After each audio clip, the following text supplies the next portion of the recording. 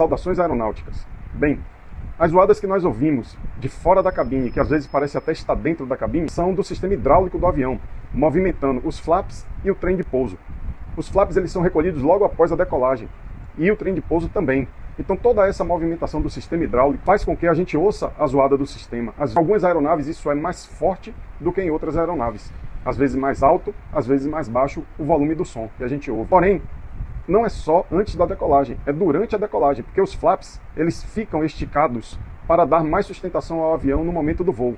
E quando o avião decola, em um determinado momento, tanto o trem de pouso quanto os flaps, eles são recolhidos também. Isso faz com que acione o sistema hidráulico e a gente ouça aquelas zoadas que são desconfortáveis, porém são apenas normais devido ao sistema hidráulico da aeronave. Legal essa informação. Se você gostou, deixe a sua curtida e o seu comentário.